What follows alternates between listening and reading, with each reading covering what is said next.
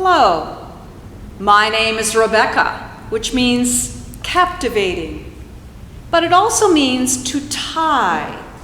And as you will hear, my marriage to Isaac tied the knot between the two branches of our extended family. But as I found out later, it also tied me into a great story that God was weaving in history. I had no idea of the part I was to play, nor of how my actions would affect the direction of this family. But enough of that. Let me tell you about how it all started. Isaac's mother, Sarah, died. It was quite a shock to the family, even though she was very old when he was born.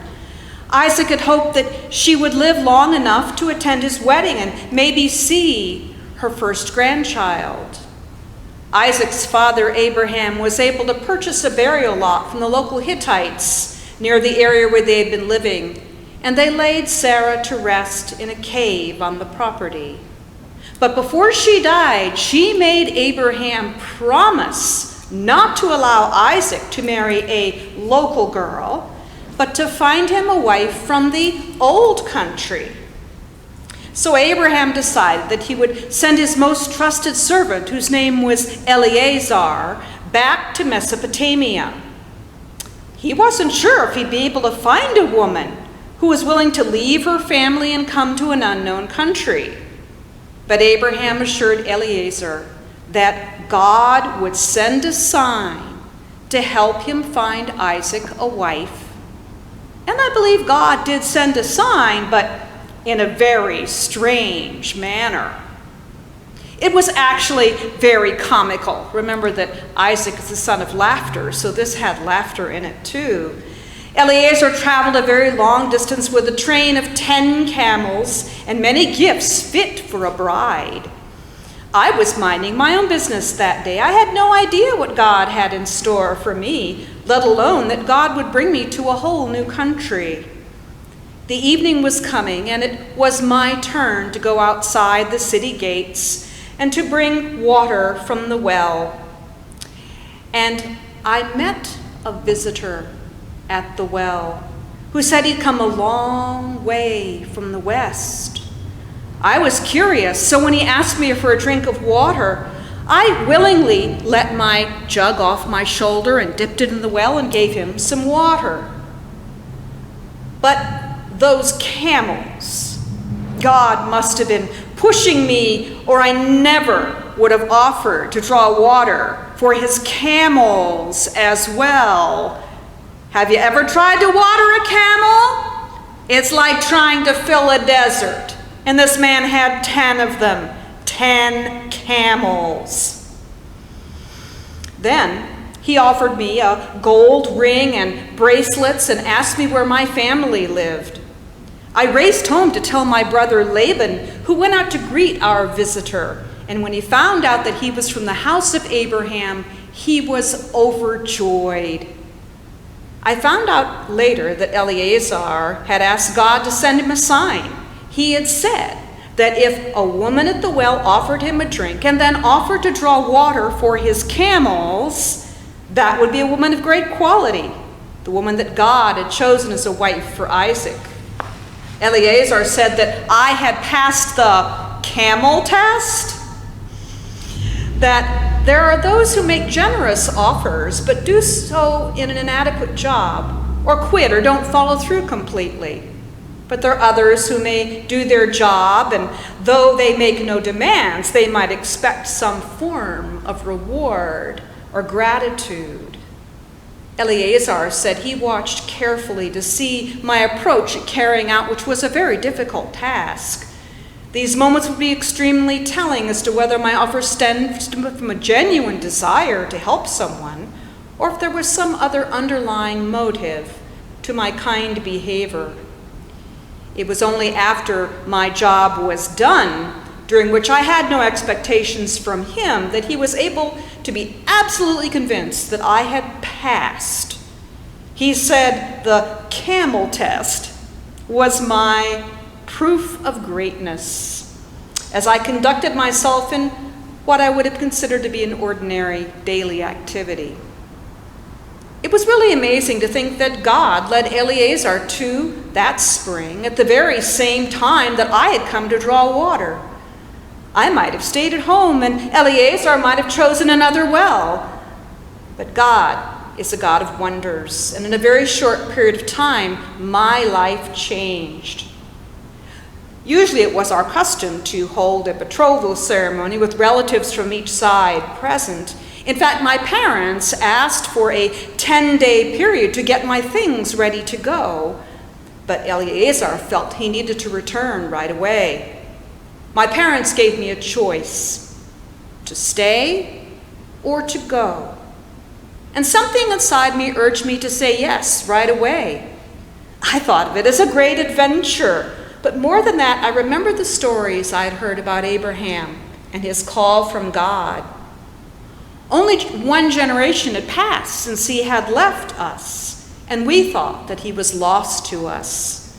We thought we might never hear from him again, that maybe he'd been killed in a war or lost in the desert or had forgotten us.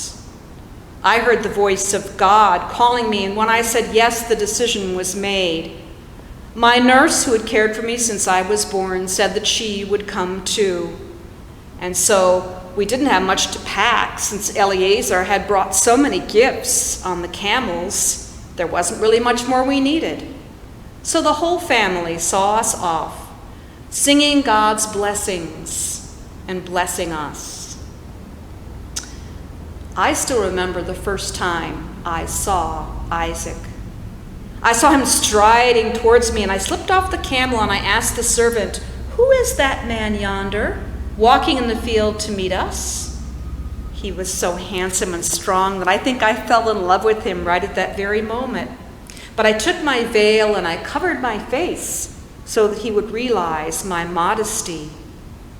Later on that evening, as Eleazar was telling Abraham about the trip, I kept sneaking peeks at Isaac, hoping that he would like me. I found out later that Isaac had no idea how long the servant would be gone or if he would be able to find a woman who was willing to make the same journey that Abraham and Sarah had made those many years ago. Isaac told me he was still very sad after his mother's death and had gone away by himself into the Negev desert. And one evening he decided to take a long walk. And as he looked over the horizon, he thought he saw a mirage, but he knew it was the camel train returning. It was evening, the same time of the day that I had met Eleazar at the well. Isaac told me that he'd been very lonely without his mother. She was very old when he was born, and they spent a lot of time together. She was very wise and very happy and reminded him from time to time about how she laughed when the angels told her that she would have a son. That's why she named him Isaac, the son of laughter. And when she died, he told me he didn't think he would ever laugh or love someone like that again. I'm so glad that he loves me. I had a long time to think on the journey from Mesopotamia. I began to wonder what God had in store for me. Would my husband be gentle and loving? Would we be happy together? Eleazar told me what it was like when he first followed Abraham and Sarah along the same route, and how God had made a covenant, a holy agreement with Abraham, a promise to make his family a great nation. And now I am tied. I am connected to this great family and part of the wonderful plan that God has for us. At times when I think about it, I'm afraid. It's a huge responsibility to carry this burden. What will it mean to my children? But then I think back to the comical scene with the camels. What was I thinking? I guess I was just thinking that the man looked thirsty and that the camels needed a drink. The poor beasts could not ask for the water that I gave them any more than some folks can ask for help when they really need it.